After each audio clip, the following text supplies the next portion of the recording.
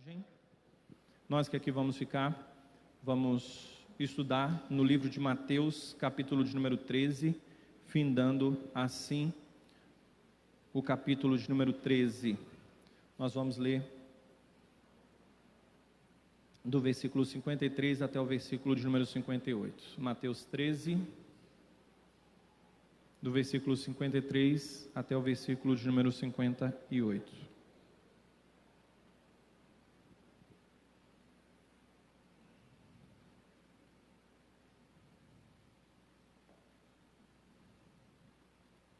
Todos encontraram? Diz assim um texto bíblico: Tendo Jesus proferido estas parábolas, retirou-se dali, e chegando à sua terra, ensinava-os na sinagoga, de tal sorte que se maravilhavam e diziam: de onde lhe vem esta sabedoria e esses poderes miraculosos? Não é este o filho do carpinteiro? Não se chama sua mãe Maria, e seus irmãos Tiago, José, Simão e Judas? Não vivem entre nós todas as suas irmãs? De onde lhe vem, pois, tudo isto? E escandalizavam-se nele. Jesus, porém, lhes disse: não há profeta sem honra, senão na sua terra e na sua casa. E não fez ali muitos milagres, por causa da incredulidade deles. Oremos mais uma vez. Senhor, temos diante de nós a palavra do Senhor, e que o Senhor tenha misericórdia de nós e nos ajude na compreensão da Tua palavra e na aplicação da mesma. Suplicamos isso em nome de Jesus, o nosso comum e suficiente Salvador. Amém.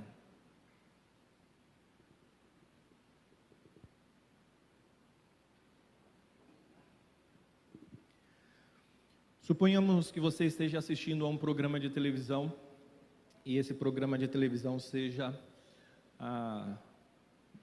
aquele programa que vende produtos da Polishop.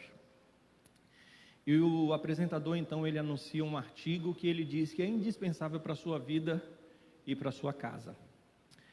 E então, como os artigos da Polishop são sempre caros, você pensa 3 vezes antes de comprar. Mas você fica a pensar: aquilo vai me ajudar tanto na minha vida doméstica. E você percebe então que aquele item, por ser caro, não se enquadra no seu orçamento. Mas mesmo assim você vai e compra. Eu pergunto então, o que vem a seguir nessa suposição? Além da bronca do marido, é claro, né?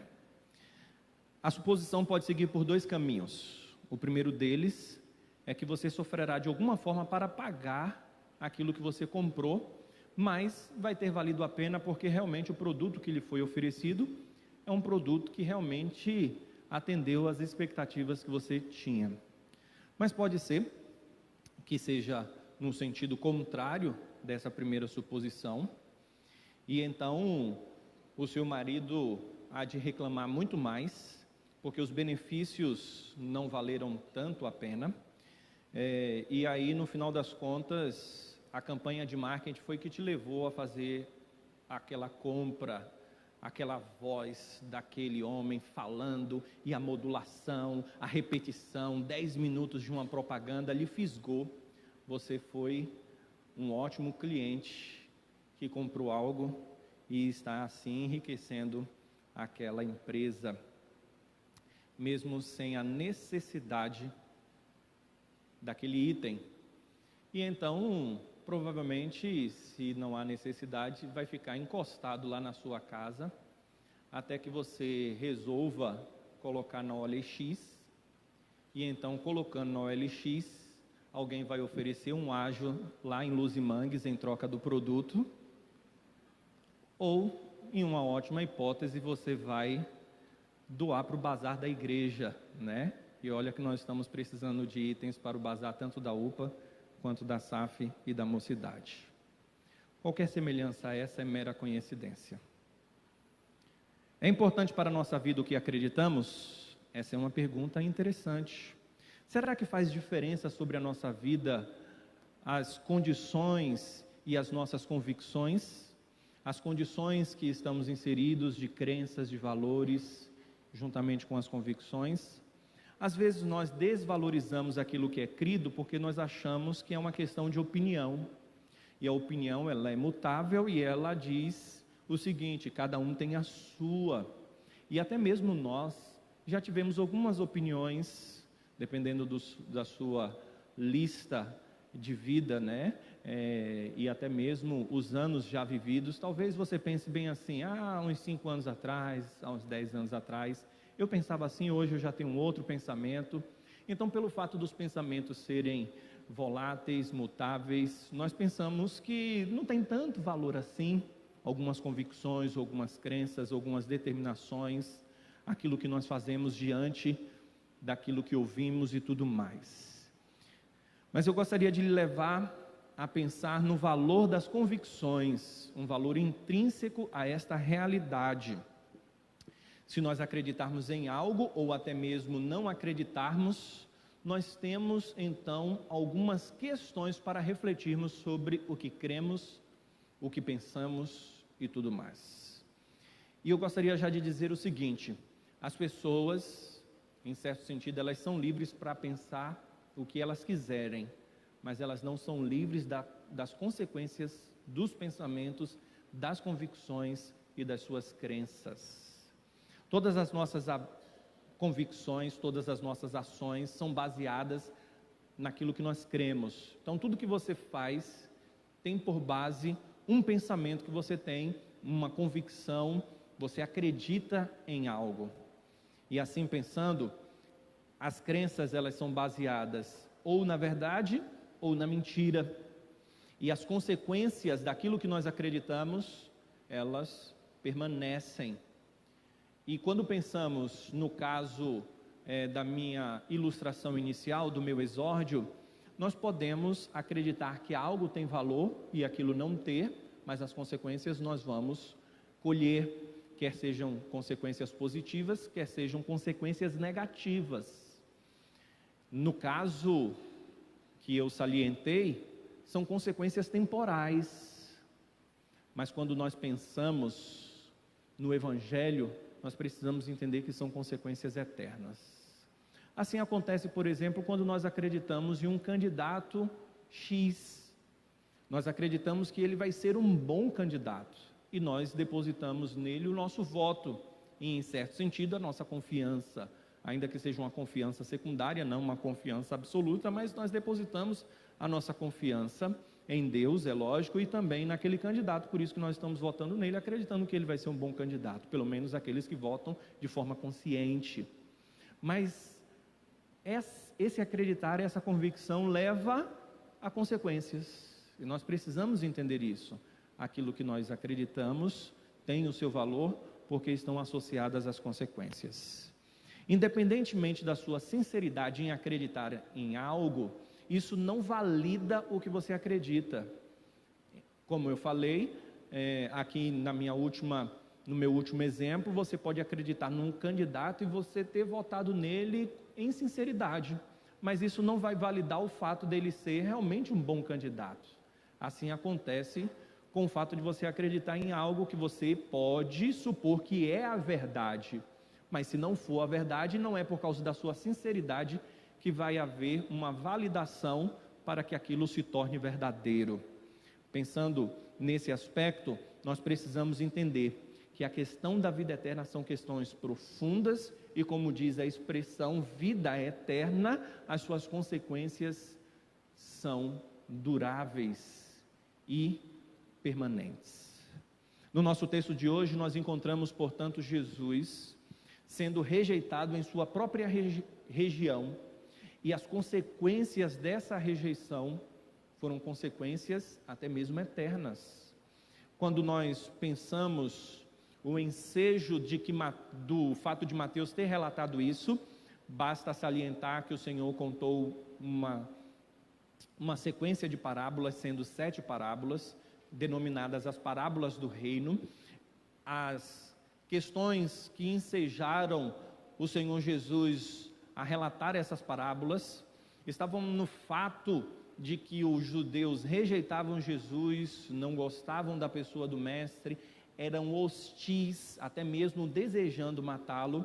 E então nós vemos as 7 parábolas dentro dessa perspectiva, e aqui nós encerramos o capítulo, e o texto de Mateus é um texto selecionado, ou seja, ele não contou de forma cronológica os fatos, mas ele selecionou de acordo com o propósito dele e encaixou cada realidade a fim de transmitir um conteúdo específico. Então, o que ele está dizendo é que diante da hostilidade do povo judeu à pessoa do Senhor Jesus, nós encontramos tal realidade na própria cidade de Jesus, sendo o Senhor rejeitado por aqueles que o conheciam.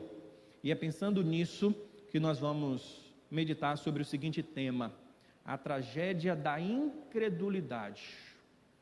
Jesus retorna para o local onde ele foi criado, depois que ele fugiu juntamente com os seus pais, ele foi levado pelos seus pais para o Egito, depois ele retorna para as regiões de Israel, e ele vai especificamente para Nazaré, e ali ele é criado.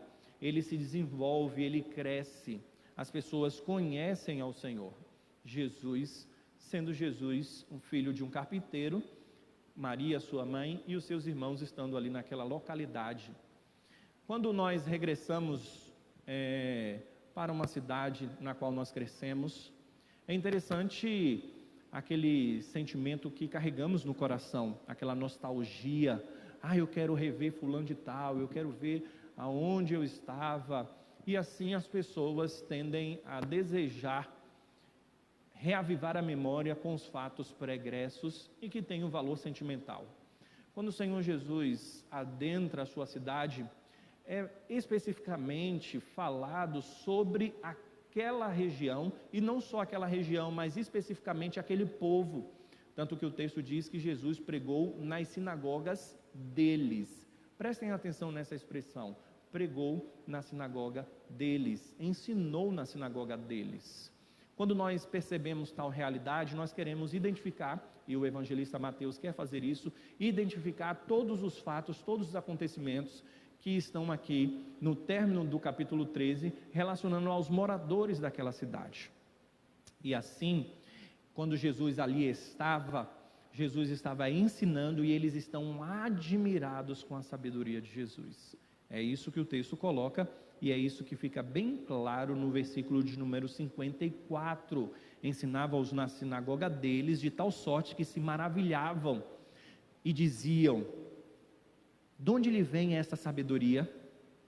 Então Jesus ensinava de uma forma formidável, algo inusitado, como no final do capítulo 7 do Evangelho de Mateus, o povo dizia que Jesus ensinava de uma forma diferenciada, não como os escribas, porque ele tinha autoridade. Ele ensinava de uma maneira própria, e não poderia ser diferente, afinal de contas ele é o Filho de Deus.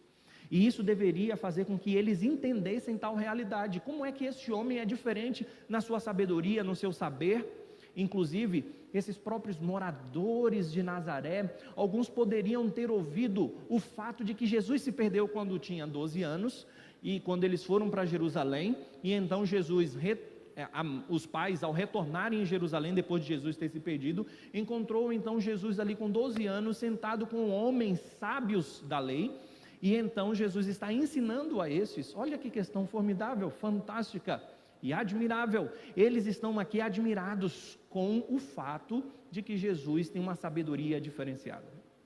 Mas além disso, eles estão extasiados pelo fato de Jesus também realizar obras portentosas, sinais, prodígios, obras de milagres. Porque o texto diz: se admiravam com a sabedoria e com os poderes miraculosos. E então a pergunta deles é uma pergunta interessante e de investigação: de onde lhe vem essa sabedoria e esses poderes miraculosos? Deveria então isso apontar para o fato de que Jesus é Deus, ou deveria apontar para algo comum? Sem dúvida alguma, esta pergunta deveria levá-los a uma crença no Deus eterno, mas isso leva exatamente no sentido contrário à incredulidade, não por causa das obras em si, mas por causa de um ingrediente, que é o ingrediente da familiaridade, o ingrediente do conhecimento quanto a quem era Jesus. E então, nós temos as perguntas que são colocadas no texto, que identificam Jesus como sendo alguém conhecido deles. E Jesus então diz que não há profeta sem honra, senão na sua própria terra, na sua casa. E essa expressão já ganhou até mesmo os arraiais cristãos, e quando alguém é desvalorizado por aqueles que são conhecidos da pessoa, então é dito que o profeta não tem honra na sua própria casa. Eu mesmo, quando estava formando no seminário, recebi uma sondagem e uma proposta para ficar pastoreando uma igreja em Vitória, que era a igreja que eu havia sido enviado para o seminário.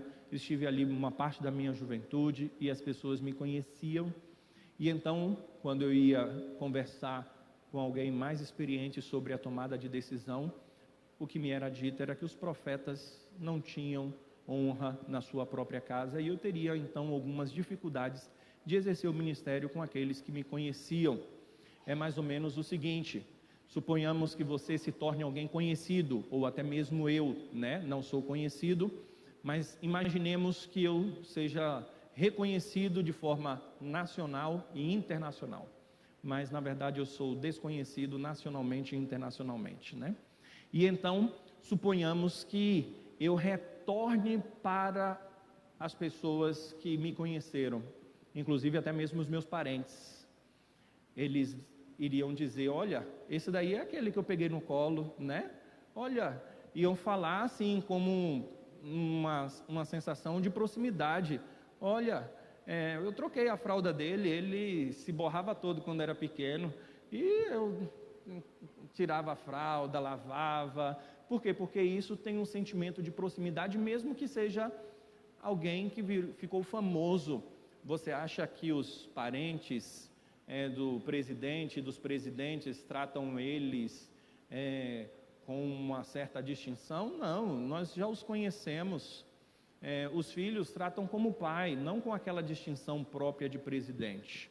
Eu posso até ser chamado por vocês como pastor, mas se eu retornar para os meus familiares, eles não me chamam assim, eles me chamam apenas de Danilo. E por quê? Por causa dessa questão da proximidade, do conhecimento, da familiaridade. É assim que funciona a realidade da convivência, do entendimento, do desprezo a algumas situações que podem levar a uma outra realidade. Eu estou apenas relatando a questão da familiaridade, como funciona e o que isso implicou na rejeição quanto ao Senhor Jesus. Porque a pergunta inicial, são várias perguntas no texto, mas a pergunta inicial é: de onde vem? Eles deveriam continuar da seguinte forma: quem é esse Jesus? Seria ele o próprio Deus? Seria ele o Messias? Seria ele aquele que as profecias antigas diziam, as profecias relatavam que sobre ele, ou coisa dessa natureza? Mas percebam que as primeiras perguntas são perguntas de diagnóstico e as outras são perguntas de desprezo. De onde vem essa sabedoria e esses poderes? Lembram da questão de dois caminhos, daquela realidade que eu falei no início lá do marketing que você comprou? Então pode ter dois caminhos, dependendo da validade ou da invalidade. E aqui as primeiras perguntas estão introduzindo um pensamento que deveria ser um pensamento de desdobramento positivo, mas é algo negativo, é algo que vai trazer tristeza a toda essa história. E então nós encontramos palavras de desprezo, palavras de menosprezo. Nós encontramos os seguintes dizeres: não é esse o filho de um carpinteiro? Nós conhecemos. Não é este aquele que tem vários irmãos e irmãs, filho até mesmo de Maria? Nós sabemos quem é ele. E assim havia um desprezo. Quando nós olhamos para esta realidade, nós encontramos até um desprezo em relação à cidade. Ainda que Jesus estivesse entre os seus, e os seus que estavam desprezando, mas havia um desprezo natural com Nazaré. Lembrem que foi falado para Natanael que ele deveria vir e olhar, conversar e saber sobre Jesus, porque ele era o Messias, ele era o esperado. E Natanael, ouvindo isso, disse: poderia vir alguma coisa boa de Nazaré? Você pode encontrar essa expressão no Evangelho de João, no capítulo 1, no versículo 46. Por quê? Porque Nazaré era uma cidade insignificante. E então, quando se falou que Jesus era um filho de carpinteiro, era simplesmente porque ele era um comum, um qualquer. Lembram da parábola que antecedeu o nosso texto, a parábola do grão de mostarda? O grão de mostarda sendo a menor das sementes e aparentemente insignificante, era isso que Jesus estava ensinando. Quando olhassem para Jesus, a aparência dele era uma aparência insignificante, porque ele não nasceu em nenhum palácio, porque ele não foi um grande rei renomado da antiguidade, ele veio em uma condição humilde, nasceu numa estrebaria, ele esteve entre os animais, e nem mesmo uma hospedaria poderia abrigá-lo. E então nós encontramos a condição do Senhor sendo uma condição humilde. E então o texto diz que eles se escandalizaram em Jesus. O que isso quer dizer? Isso quer dizer que ao invés do maravilhamento, ainda assim eles se escandalizaram. Jesus foi uma pedra de tropeço para uma fé deles. Ao invés de colocarem, depositarem a fé em Jesus, eles olharam para Jesus e se escandalizaram no Senhor Jesus. Nós encontramos então aqui 4 atitudes destes. Primeiro, eles se maravilharam, depois eles ficaram assustados, depois eles se escandalizaram e por fim é dito que eles eram incrédulos, tiveram uma atitude incrédula. Como eu disse, as 2 primeiras deveriam levar, porque as 2 primeiras são comuns e naturais, perguntas, afinal de contas eles estão vendo Jesus com uma sabedoria diferenciada e milagres diferenciados, algo que ninguém havia feito. Inclusive o período de Jesus é o período áureo da humanidade, ninguém realizou mais milagres do que Jesus. E então nós encontramos um momento ímpar na história da humanidade, e ainda assim eles seguiram 2 caminhos, o outro caminho antinatural, que é o caminho da incredulidade, e não foi o melhor caminho. Por fim, temos que dizer que Mateus termina esse texto com uma nota triste, dizendo que ali não foram feitos muitos milagres por causa da incredulidade deles. E o interessante é que não significa que Jesus não fez milagres. Jesus fez alguns milagres. Inclusive, é dito que eles se maravilhavam por causa disto. Mas foi impedido de acontecer mais milagres naquela localidade. Houve um impedimento, e esse impedimento se deu no fato deles serem incrédulos. E aqui agora nós já vamos então aplicar toda essa interpretação do texto.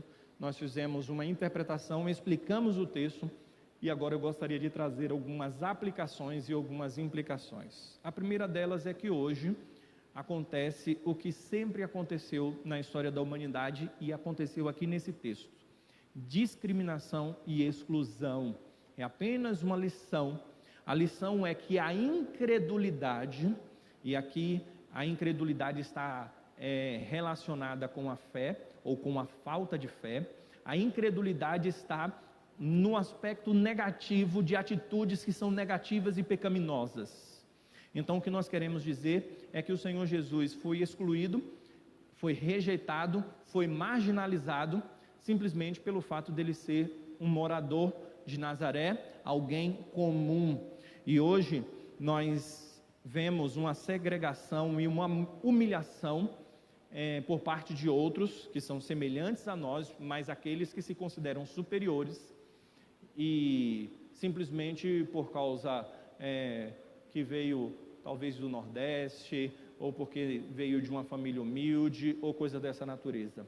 Eu quero associar a incredulidade ao pecado da discriminação, porque é isso que o texto nos leva. Lógico que é a pessoa de Cristo, mas como aplicação, não é a interpretação, mas a aplicação do texto, nós podemos dizer que existem alguns pecados, e esses pecados podem nos levar a uma incredulidade.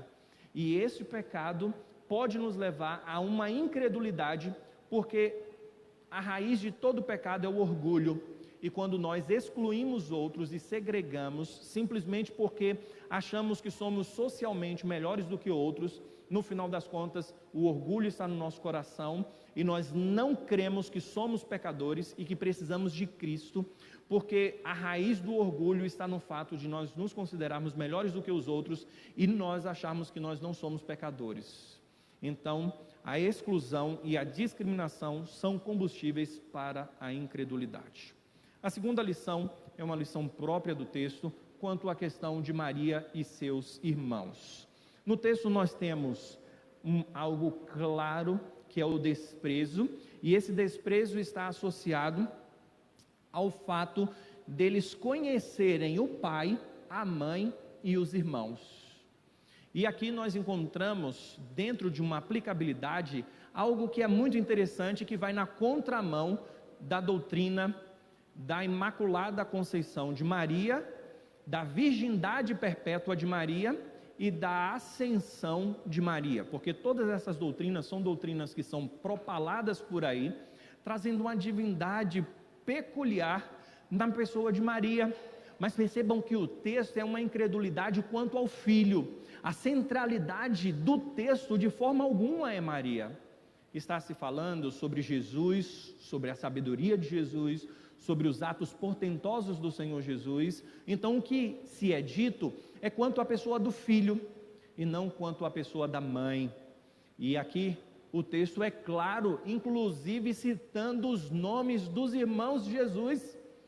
Poderia, porventura, ser algo fantasioso e falacioso? Não, quando é citado o nome é porque eles estão dizendo, nós conhecemos bem.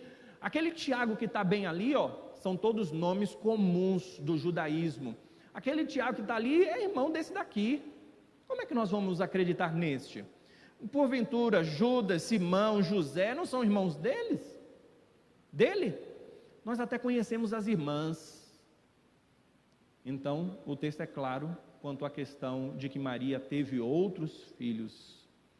Então, nós temos que entender que a doutrina da mariolatria não se encaixa com as Escrituras. Podemos dizer que Maria foi uma mulher diferenciada, e realmente foi. Ela foi abençoada, e realmente foi, por sua piedade, porque Deus escolheu uma mulher piedosa para abrigar no ventre materno o Salvador. Ela foi uma mulher abençoada por criar, cuidar de Cristo, o Senhor. Então sim, ela é uma mulher diferenciada, mas ainda assim ela é uma mulher e ela precisava de Cristo. O Evangelho não é sobre Maria, o Evangelho é sobre Cristo. Ainda assim, ela foi apenas uma pessoa normal, que inclusive teve filhos. Um outro aspecto e uma outra aplicação é sobre o perigo da familiaridade para uma incredulidade. Como eu disse, Jesus era alguém que eles conheciam. A familiaridade está no fato de você conhecer muito bem, estar muito próximo, aquilo lhe é familiar, como a própria etimologia da palavra mostra.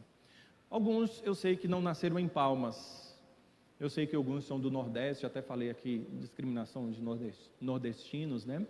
E talvez você já tenha vivenciado algum aspecto desses que eu vou salientar aqui. Vamos supor que você tenha morado lá, ou você vai morar lá, você nunca viu o mar, né? Ou talvez você vá morar em Paris. Quando você chega em Paris e vai trabalhar lá, você olha para a Torre Eiffel e você fica vislumbrado, você fica boquiaberto. A cidade de Paris, cidade luz, você olha assim, você vai para o mar, de férias, não conhece, você fica no mar o tempo todo. Aí, de repente, você começa a trabalhar naquela região. E vamos supor que você, no seu caminho para trabalhar, já que você foi para essa cidade, que você considera uma cidade diferenciada, como Paris ou qualquer outra cidade à beira-mar, e no caminho para o trabalho, você está dirigindo ali, indo, aí você olha a Torre Eiffel e tem aquele engarrafamento, mas é o primeiro dia, né? E é a estrada que você está indo para trabalhar, e você pensa bem assim, que coisa fantástica, esse engarrafamento aqui é até maravilhoso, olha como eu estou olhando para essa torre, como eu estou olhando para esse mar, tenho muito mais tempo para contemplar isso, afinal de contas nunca vi um negócio tão maravilhoso quanto este. E de repente, 3 semanas depois, você está atrasado, você pega aquele mesmo engarrafamento, você já não tem aquele mesmo sentimento, você já começa a reclamar, a buzinar, a ficar nervoso. E por que isso? Porque você já se acostumou com aquele trajeto, você já acostumou com aquela realidade. A familiaridade é um grande perigo, e quando nós pensamos na fé, nas crenças, nós dizemos o seguinte: existem pessoas que cresceram na igreja e estão acostumados com o sagrado. Quando vão participar da Santa Ceia, pelo fato de ser algo tão comum todo mês, as pessoas já não têm mais aquele senso de que estão participando do corpo e do sangue do Senhor. Por quê? Porque aquilo já é comum. Quando nós incluímos na nossa liturgia, e isso é histórico, antigo e comum, o momento de confissão de pecados, eu sei que há uma grande luta dentro desse quesito de incredulidade e de familiaridade. As pessoas já não se sentem tão empolgadas com esse tempo de reflexão, de oração, de contrição. Por quê? Porque todo domingo, entra domingo e sai domingo, nós temos esse ato, que é um ato que é comum na liturgia do culto. E nós podemos simplesmente olhar pelo fato de ser comum, pelo fato de estarmos familiarizados com isso, e nós não damos tanto valor. É dito que os chineses, quando receberam um exemplar da Bíblia, quando na cortina de ferro, no regime onde a antiga União Soviética imprimia uma perseguição, e os países comunistas associados à antiga União Soviética proibia a leitura da Bíblia, é dito que aqueles que pegavam de forma clandestina a Bíblia, olhavam e falavam: é meu, isso aqui é meu, olha, algo tão precioso, tão valioso. Mas por quê? Porque eles não tinham contato, A questão da familiaridade faz com que nós venhamos desprezar aspectos importantes e integrantes da nossa fé. Quando eu estava falando sobre a questão do momento de contrição nos nossos cultos, alguns acham até que não é tão importante, e alguns pastores, e uma boa parte deles, têm suprimido essa parte do culto. Mas como nós deveríamos, meus amados irmãos, antes de cantarmos ao Senhor, louvarmos a Deus, ouvir os sermões, refletir na nossa indignidade, quando nós tiramos essa parte integrante do culto, nós simplesmente nos esquecemos que somos pecadores, e a intenção é exatamente fazer com que nós venhamos nos lembrar de quem nós somos, e nos lembrar de que nós precisamos de Deus, precisamos do Senhor, e nós não queremos nos aproximar dele de qualquer forma, de qualquer jeito. Portanto, ver a grandeza daquilo que é comum e familiar é algo que deve acontecer no nosso coração, a despeito do conhecimento que temos e da familiaridade que temos. Meus amados irmãos, o senso de quem nós somos e de que nós somos pecadores e que precisamos do perdão de Deus é algo singular e imprescindível. Portanto, há um perigo da familiaridade para a incredulidade. Muitas pessoas que ouvem sermões acabam se fechando porque conhecem muito daquilo, mas como eu tenho dito, a palavra não é simplesmente para nos informar, mas é para nos formar. Muitos pensam: eu já sei de tudo isso, e realmente eu digo, nós sabemos mesmo, nós sabemos de muitas coisas da Bíblia, mas cuidado com o perigo da familiaridade, porque isso pode levar à incredulidade. Cuidado, meus amados irmãos, para que a porta da incredulidade não seja aberta pelo costume daquilo que é sagrado. Uma outra lição: a incredulidade existe quando não se vê além do natural. O que eles enxergavam era simplesmente o natural, ainda que o sobrenatural e o extraordinário estivesse diante deles, mas eles não conseguiam enxergar para além daquilo que era natural. E o que era natural? A pessoa de Jesus, que era realmente uma pessoa, um ser humano comum, mas a sua origem era divina, mas ele nasceu de uma mulher assim como todos nós. Ele tinha uma mãe, tinha irmãos, ele até trabalhava com seu pai na carpintaria, conheciam, e então eles só enxergavam o que era natural. Assim também os incrédulos de hoje só olham o que é natural, e a incredulidade está associada àquilo que é chamado de naturalismo. Foi até dado uma expressão quanto a isso: não, sobrenatural, não existe isso, tudo é comum, tudo é ordinário, tudo é natural. E existe uma grandeza fantástica no nascimento de uma criança que é gestado no ventre materno. Quando nós pensamos no aspecto do sol que se levanta todos os dias, do mar, da criação do Senhor, por mais que seja comum e natural, mas há um aspecto sobrenatural em tudo isso. Nós precisamos, meus amados irmãos, enxergar além do comum. E a incredulidade perpassa exatamente quando nós olhamos para tudo como sendo comum, natural. Nós não olhamos para a beleza da providência de Deus, o fato de Deus ter lhe conduzido até aqui. A providência de Deus está no fato de Deus fazer com que todas as coisas concorram para o seu bem, para que o seu final seja um final glorioso.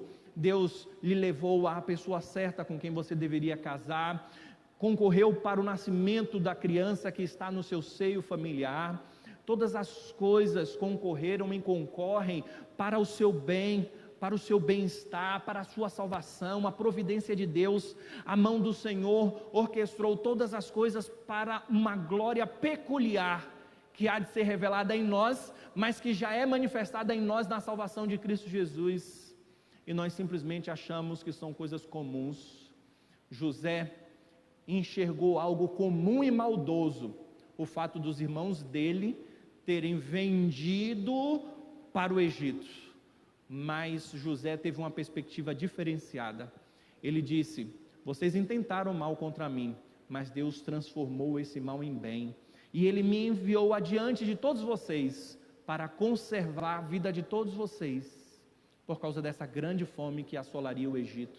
E Deus então me enviou para a proteção e para a conservação da vida da nossa família.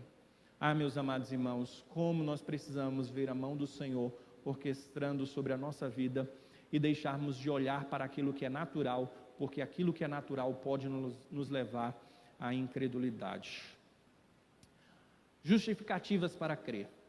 Quais foram as escusas, as justificativas daquelas pessoas para não crerem em Jesus como Filho de Deus?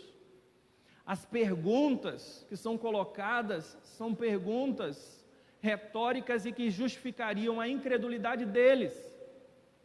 São várias perguntas, e é exatamente isso que acontece com todo aquele que não crê. Ele usa justificativa em cima de justificativa, pergunta em cima de pergunta. Conversa com o incrédulo, ele vai lhe fazer muitas perguntas, mas ele não vai fazer perguntas porque ele tem a intenção de descobrir ou de aprender. Ele tem a intenção de lançar mais dúvida e mais incredulidade. Não adianta nem debater, não adianta nem você dar razões plausíveis, porque o coração dele está fechado, e ele então só vai questionar. E então as pessoas dizem muitas coisas para não crer em Deus. Dizem: ir para a igreja para dar dinheiro para o pastor? Crer num livro retrógrado cheio de falhas e de erros? Já foi comprovado que isso é material humano e que não passa de um grupo social que disse que funcionaria assim, mas eles eram enviesados pela cultura da época, pelo pensamento da época, pela realidade que os circundavam, como as historinhas, os mitos, e assim as pessoas usam desculpas e se justificam. E as justificativas não param. Eu vou para a igreja onde só tem hipócritas. A ciência já provou que Deus não existe. E tantos outros aspectos. Na verdade, a incredulidade retira o foco da atenção sobre a verdade do Evangelho e lança para outro local como meio de fuga e autojustificação. Então, ao invés das pessoas fazerem as perguntas centrais, elas fazem perguntas que são capciosas, que elas acham difíceis de compreender, mas simplesmente para tirar o foco do Evangelho, da salvação em Cristo Jesus e do reconhecimento de que ela é pecadora, simplesmente para lançar em outro local, a fim de justificar a incredulidade dela. Assim como as perguntas em relação a Jesus foram perguntas que justificavam a incredulidade deles. Como funciona a incredulidade? Eu já falei um pouco sobre essas perguntas que carregam pressupostos incrédulos, mas percebam que a incredulidade sempre vai questionar aspectos difíceis. Aqueles aspectos que são complicados, e existem aspectos que são complicados mesmo. Como entender a pessoa de Jesus, sendo ele um ser humano e sendo também Deus? Essa é uma pergunta que não é fácil. Eu entendo tal realidade. E eu não estou aqui minimizando as questões que nos levam a fazer perguntas. E o problema não está nas perguntas e nem nas dificuldades. O problema está no coração, que cria uma barreira diante dessas dificuldades. E como a incredulidade funciona? A incredulidade funciona, portanto, dentro desse primeiro aspecto, fazer perguntas difíceis e embaraçosas para justificar uma incredulidade. Então, os céticos da modernidade lançam essas perguntas difíceis simplesmente para lançar a incredulidade mais ainda no mundo. Mas quando as pessoas querem respostas que são verdadeiras, factíveis, elas sinceramente vão até um ponto e dizem: olha, isso aqui é difícil, mas existe essa resposta, essa outra, vamos tentar caminhar. A incredulidade se fecha da seguinte forma: eu não aceito e, portanto, pode vir o que vier, eu não recebo. Eu gostaria de dizer que o Evangelho dá respostas a todas as perguntas, até mesmo para aquelas mais complexas. Então, não está no fato das respostas serem adequadas para que a pessoa creia, mas o problema está no fato da pessoa não aceitar as respostas, porque o coração deste é duro. Aquele que crê em Jesus e no Evangelho deve se desfazer dos seus pressupostos céticos. As pessoas que são céticas já vêm fechadas, incrédulas e não se abrem para a possibilidade de ser diferente do que elas pensam. Agora, quando a verdade é explicada com uma plausibilidade, nós precisamos olhar, identificar e questionar. Olha, será que eu estou errado? Simplesmente fazer essa pergunta, e a pessoa pode ir buscando mais, para então compreender. Nós não cremos em algo que é irracional, nós não cremos em algo que é absurdo, mas também a nossa crença não perpassa pelo aspecto de nós compreendermos cada detalhe sobre a vida, apreender tudo, e quando eu tiver o conhecimento de tudo e entender tudo, então a partir daí eu creio, porque isso é impossível o finito abarcar o infinito, é impossível a sua mente compreender todo o desígnio e toda a ação de Deus. Por isso é que existem perguntas que escapam o nosso conhecimento na sua totalidade, e é exatamente aí que reside a fé, porque a fé, ela perpassa pelo aspecto não visível, mas perpassa pelo aspecto de confiança. E lembrem que cada atitude, pensamento, cada convicção tem suas consequências. Muitas pessoas que são incrédulas, e como funciona a incredulidade? Ela se fecha e ela inclusive zomba da verdade, ela fala mal da verdade, ela rejeita, ela levanta mais e mais objeções, simplesmente para reforçar sua incredulidade e para cada vez mais ser controlado por ela. Portanto, esses são incrédulos obstinados, e eles funcionam da seguinte forma. Percebam que eles estavam com Jesus, aqueles moradores, eles viram os milagres e ainda assim eles descreram. Interessante, mesmo diante do verbo vivo, mesmo diante de provas factíveis, visíveis, palpáveis, imagine um paralítico aqui, que eles conheciam, afinal de contas se conhecia Jesus, conhecia também aquele paralítico, é curado, rapaz, eu conheço esse rapaz aqui que estava aqui, olha, deixa eu pegar nele, foi curado mesmo, era visível, era palpável, o poder sobrenatural do Senhor Jesus, e ainda assim eles não creram. Por quê? Porque eles eram incrédulos obstinados. E sabe como funciona isso no nosso tempo também? Se eles rejeitaram o próprio Senhor Jesus, tiveram provas cabíveis e visíveis, se você convidar o melhor dos pregadores do Brasil, você pode do Brasil, do exterior, com tradutor e tudo mais, aí você chama, não, vou chamar fulano e tal para pregar para um grupo de incrédulos. Você pode chamar Tim Keller, John Piper, Augusto Nicodemos, quem for, ainda assim esses incrédulos obstinados vão rejeitar, porque o problema não está no pregador, o problema não está na mensagem, o problema está no coração. O coração do problema é o problema do coração, que é duro como pedra, é obstinado. Eles ouviram ensinamentos preciosos do Senhor Jesus, estavam diante do Senhor, e ainda assim eles não creram. Assim são os incrédulos obstinados. A incredulidade que impede a ação de Deus. Interessante pensarmos nesse aspecto, porque o texto diz que Jesus não fez milagres ali por causa da incredulidade deles. Quando pensamos nisso, nós não podemos dizer o seguinte: Jesus não realizou milagres porque eles não tiveram fé. Jesus até queria, mas aí como eles não tinham fé, aí Jesus tentava fazer o milagre, tentava e não dava certo. Por quê? Porque eles não tinham fé. Assim apregoa a teologia da prosperidade. Você não recebe porque você não tem fé. E assim eles justificam esse texto para dizer isso. A ideia é que Jesus não quis realizar milagres ali, Deus não realizou milagres porque eles não tinham fé. É lançar pérolas aos porcos e lançar o que é santo aos cachorros. É assim que funciona. Por quê? Porque Deus não age no coração dos incrédulos. Simples. A Bíblia diz que todo aquele que se aproxima de Deus, creia que Ele existe e que Ele é galardoador daqueles que o buscam. O Senhor, Ele dá bênçãos, Ele recompensa aquele que busca, mas esse precisa crer que Ele existe, e precisamos nos aproximar do Senhor, orar, buscar. Deus só dá quando nós cremos, é assim que funciona. Quem mais recebe a manifestação da obra de Deus e quem mais é usado por Deus são aqueles que creem mais, aqueles que buscam mais.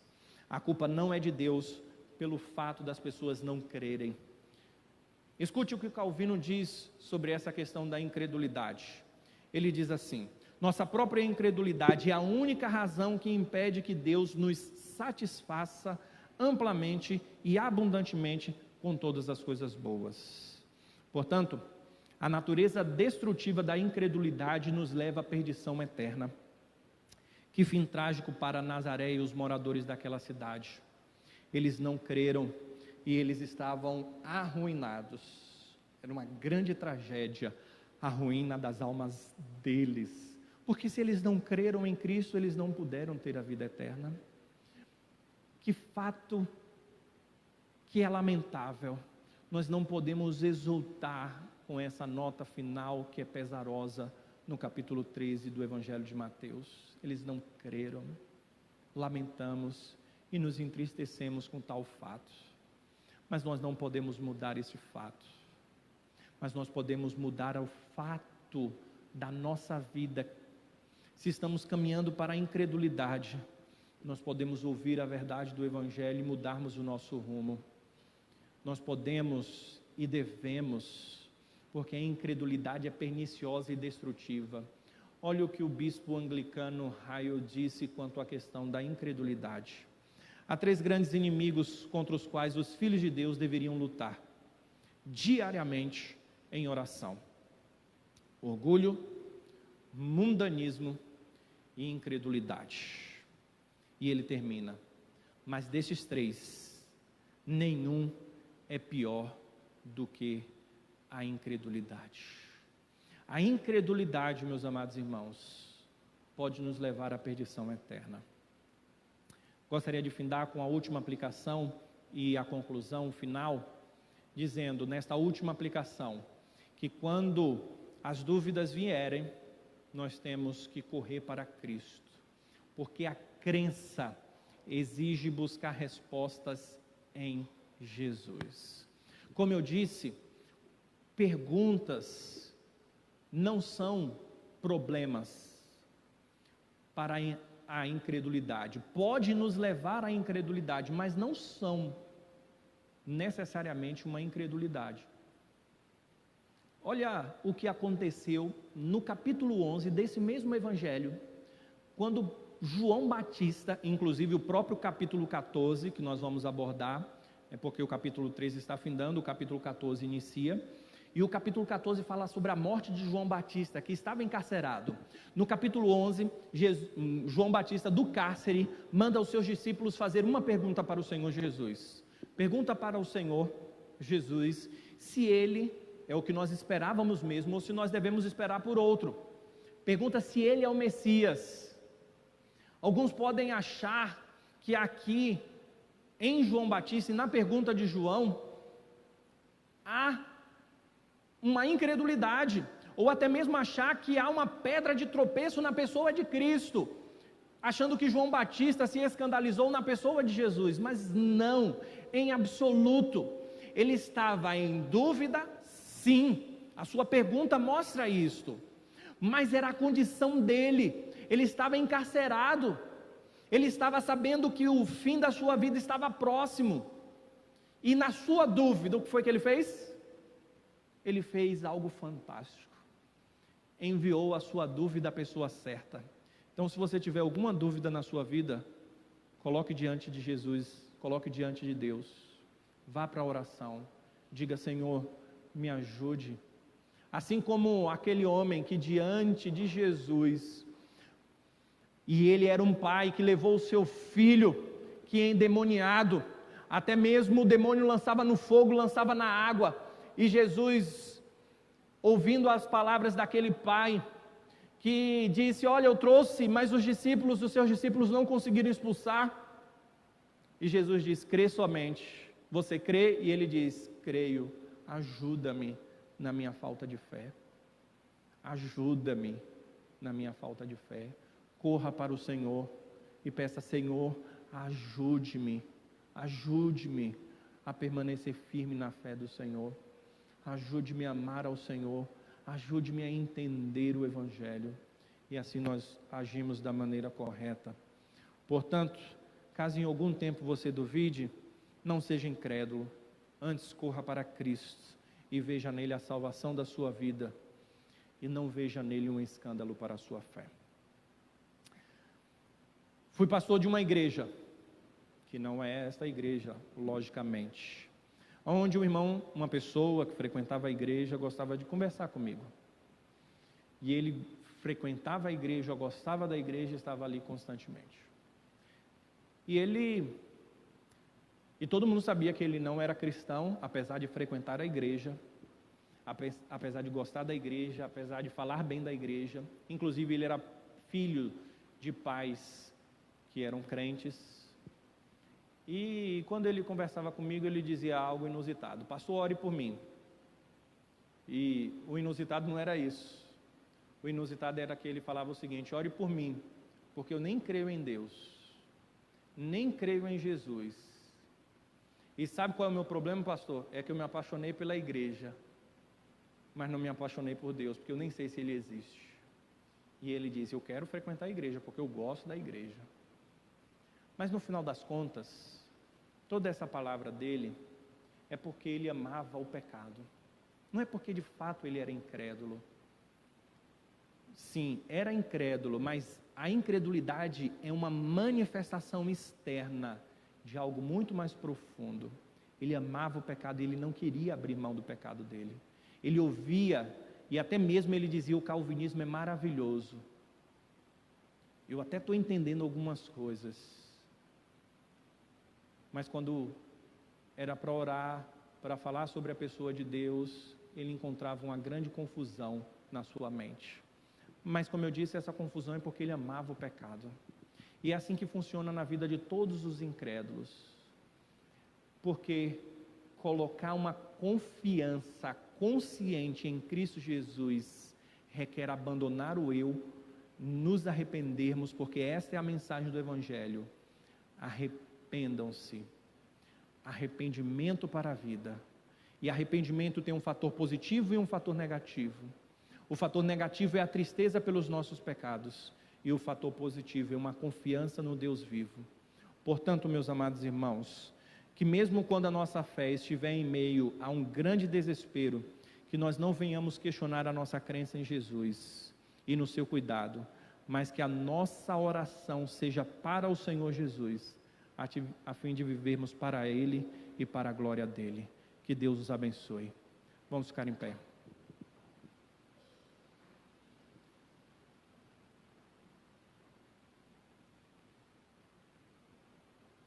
Oremos. Senhor, a palavra do Senhor foi lançada como uma semente e que possa verdadeiramente cair no bom coração. Não porque o nosso coração é bom, mas porque é um solo que o Senhor mesmo já trabalhou e já vem trabalhando para receber a semente da palavra do Senhor.